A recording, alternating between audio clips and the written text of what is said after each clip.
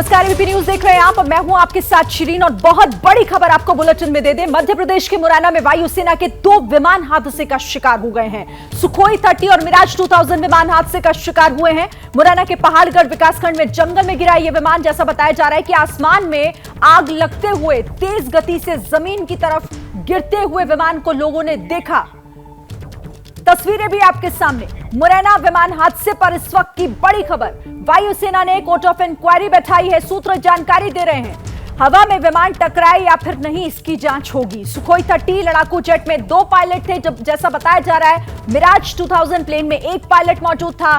फिलहाल इसको लेकर यह जानकारी दी जा रही है और साथ ही अब इसमें वायुसेना ने कोर्ट ऑफ इंक्वायरी भी बैठा दी, यानी कि अब ये तलाशने की कोशिश होगी वजह की आखिर वजह रही क्या इस हादसे की। लेकिन देखिए, आपको तस्वीरें आपको इसकी बड़ी स्क्रीन पर दिखा देते हैं। जिस जगह पर यह हादसा हुआ उस जगह की आप तस्वीरें देख रहे हैं। यह मध्य प्रदेश का मुरैना इलाका और ये जंगल में किस तरीके से क्रैश होकर यहां पे गिरा वो देखिए आप। प्लेन के टुकड़े और उसमें आग की लपटें उठती हुई साफ आप देख सकते हैं। जहां पर बताया जा रहा है ग्रामीणों ने आग जो लगी हुई देखी वो आसमान में ही देखी और उसके बाद ये नीचे जमीन पर आकर गिर गया। ये पूरा जो जंगल का इलाका दिखाई दे रहा है और इसी जगह पर बताया जा रहा है कि यहीं पर आसमान से गिरते हुए ग्रामीणों ने देखा, जिसके बाद वो यहां पर पहुंचे। फिलहाल जो मुरैना के कलेक्टर की तरफ से जानकारी दी गई वो बताया गया कि 2 पायलट्स को बचाया गया है। देखिए आसपास ग्रामीणों का जमावड़ा और ये देखिए प्लेन उड़ता हुआ भी आपको यहां दिखाई दे रहा है। और ये इसी जगह पर मुरैना का जो ये इलाका है, ये उड़ता हुआ फाइटर जेट आप यहां पर साफ देख सकते हैं।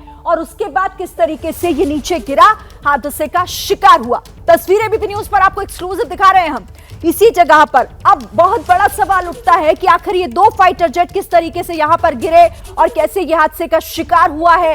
अभी इसे लेकर कुछ भी नहीं कहा जा सकता। वायुसेना ने कोर्ट ऑफ इंक्वायरी बैठा दी है, सूत्र बता रहे हैं। अब ये तलाशने की कोशिश होगी। देखिए यहां पर ग्रामीणों का जमावड़ा, क्योंकि सबने देखा वहां पर और जैसे ही ये कुछ हो रहा था, जैसे कोई आग का गोला आसमान में हो और वो गिरने की तैयारी कर रहा हो, इसी तरीके से लोगों को दिखाई दिया, जिसके बाद इस तरह की स्थिति उस इलाके में फिलहाल बनी हुई है। हर एक अपडेट आपको हम दे रहे हैं एबीपी न्यूज पर। मैं रुक कर लेती हूँ, दोनों सहयोगी मेरे साथ नीरज राजपूत और ब्रजेश भी मेरे साथ जुड़े हुए हैं। पहले नीरज का रुक कर लेती हूँ। नीरज, कोर्ट ऑफ इंक्वायरी भी बैठा दी गई है इस मामले में, सूत्र बता रहे हैं। श्रीन, ये जो एसओपी है वायुसेना की, जब भी कोई क्रैश होता है तो उसमें कोर्ट ऑफ इंक्वायरी यानी कि जांच बढ़ाई जाती है कि आखिरकार किस तरह से ये क्रैश हुआ। जैसे कि जो हम लोग बात कर रहे हैं, क्योंकि वायुसेना को भी ये समझ में नहीं आ रहा है कि ये मिड एयर कोलिजन हुआ, यानी कि आसमान में ही दोनों फाइटर जेट क्रैश हो गए।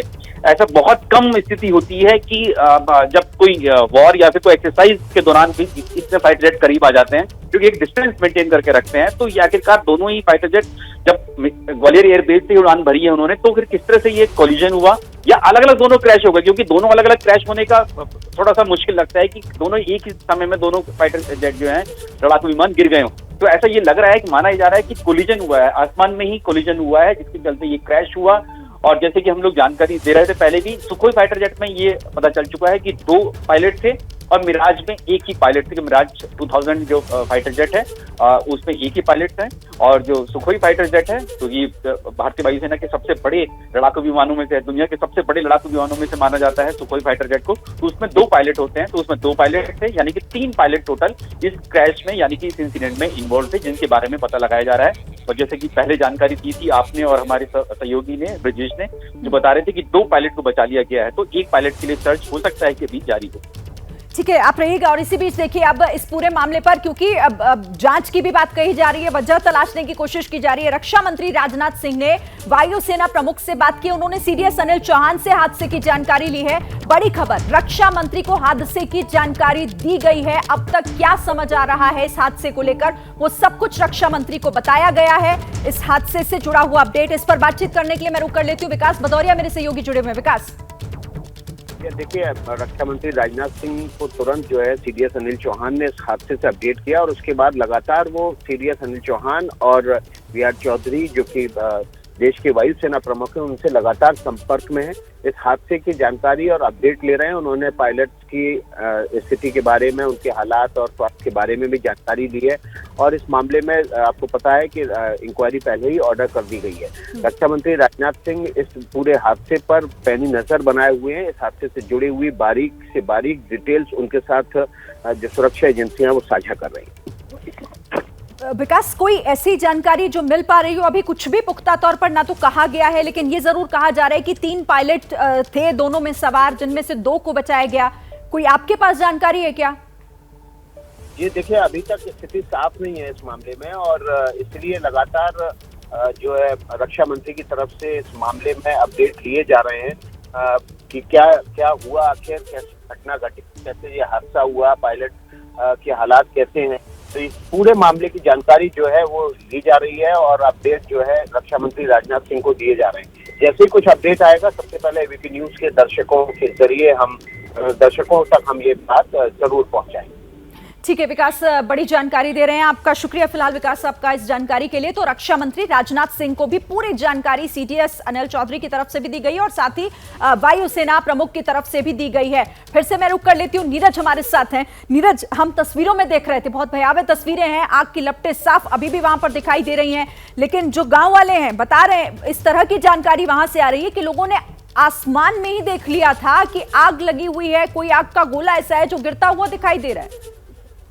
बिल्कुल शरीन, इसीलिए शायद जो वायुसेना की तरफ से जो इस घटना के बारे में जो पूरी जानकारी आधिकारिक तौर से वो अभी देने में शायद देरी हो रही है कि यही पता लगाया जा रहा है कि आखिरकार, क्योंकि जैसे कि आपने बताया कि आई विटनेस देख रहे हैं, और हमें भी यही संभावना जो लग रही है, जानकारी मिल रही है उस मुताबिक ये आसमान में ही मिड एयर कोलिजन ही हुआ है, यानी कि दोनों फाइटर जेट जो है आसमान में ही इनका शायद टक्कर, हम लोग आम भाषा में बोले तो वहां पर ये टक्कर हुई, जिसके चलते इनमें आग लग गई होगी। और हो सकता है कि 2 फाइटर जेट जो क्रैश जो से पहले ही इजेक्ट कर गए हों, क्योंकि मिल रही है हमें जानकारी कि सेफ है, 2 पायलट सेफ है।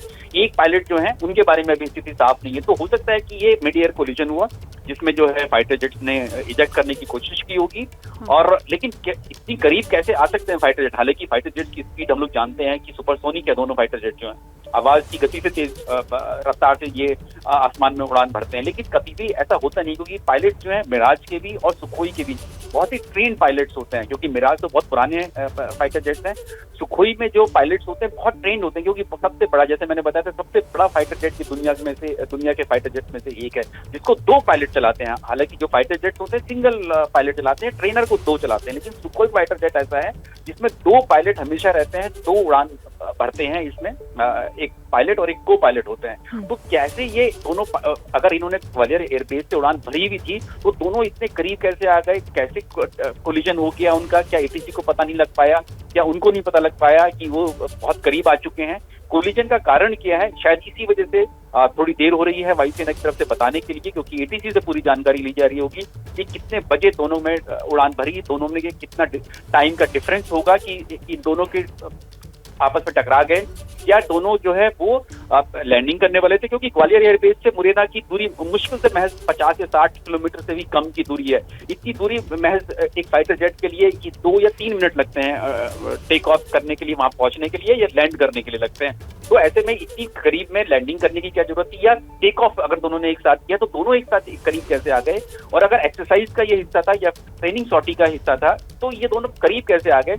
ये बहुत बड़ा सवाल ये अभी खड़ा हो जाता है, मिड एयर कोलिजन, क्योंकि ऐसे mid air collision 2 fighter jets के आपस में एक ही कंट्री के वो बहुत कम सुनने में आता है। दुनिया भर की किसी भी वायुसेना के बारे में ऐसा सुना नहीं गया है कि एक पीस टाइम में जो है इस तरह का कोई क्रैश हुआ हो, मिड ईयर कोलिजन हुआ हो। हाँ। तो शायद इसी वजह से जो है रक्षा मंत्री ने भी सीडीएस से और वायुसेना प्रमुख से भी जवाब मांगा है कि आखिरकार क्या घटना का कारण क्या है, और शायद अभी तक जो वायुसेना जो है पता लगाने में लगी हुई है कि आखिरकार ये इस तरह का इतनी बड़ी दुर्घटना जो है वो किस तरह से हो गई है।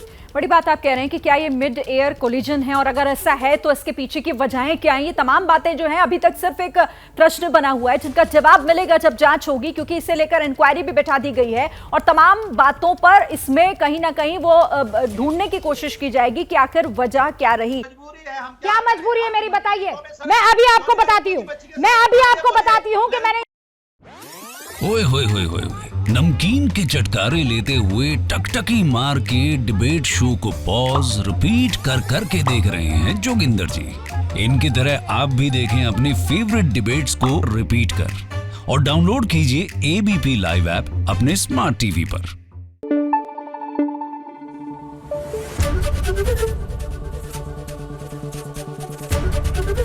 एबीपी न्यूज आपको रखे आगे।